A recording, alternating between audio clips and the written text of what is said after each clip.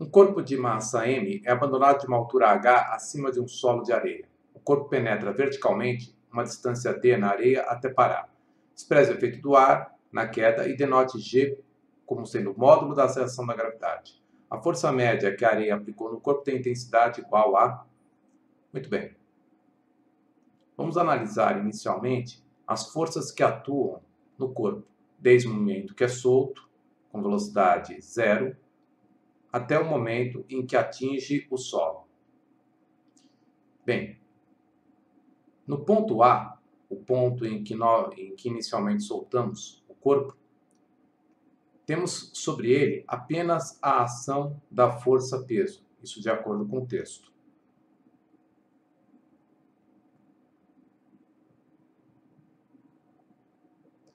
O corpo cai sob a ação desta força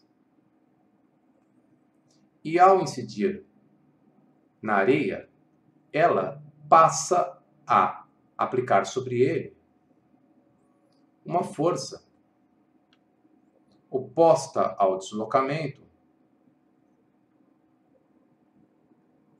que finalmente o faz parar. Então, dentro da areia, nós temos a ação ainda da força-peso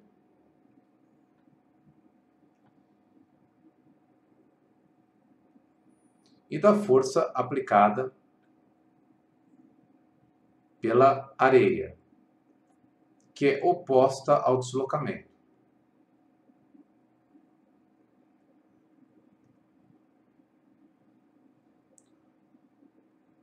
Observe que enquanto a força-peso atua no corpo desde a posição A até a posição B, ou seja, no desnível que chamarei de Hzão, a força aplicada pela areia atua apenas no deslocamento D da figura. Podemos fazer a questão facilmente utilizando o chamado Teorema da Energia Cinética, o TEC. Ele diz que o somatório dos trabalhos das forças que atuam sobre uma partícula é igual à variação de energia cinética da partícula.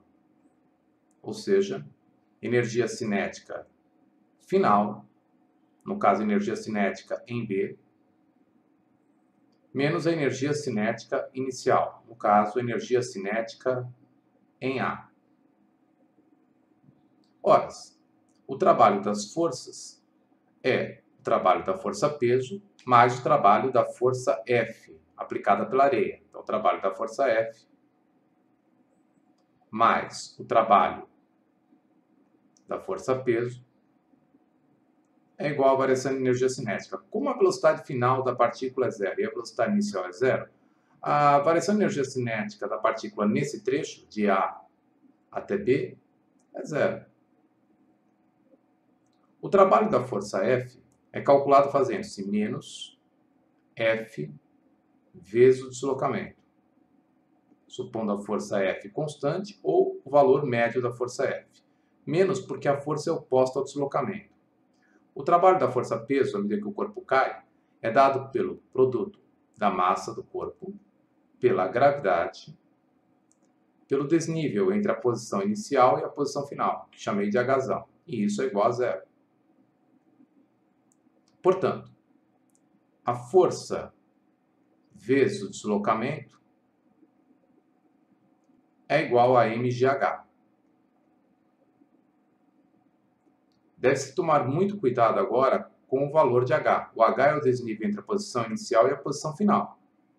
Então veja que o desnível será igual ao comprimento h do percurso antes da esfera bater na areia, mais o comprimento d. Então ficamos assim. A força F vezes o deslocamento é igual M vezes G vezes H mais D. Logo, a força F é igual M G H mais D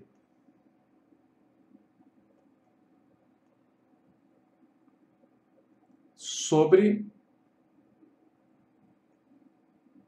D, o que nos remete à alternativa B. E é isso.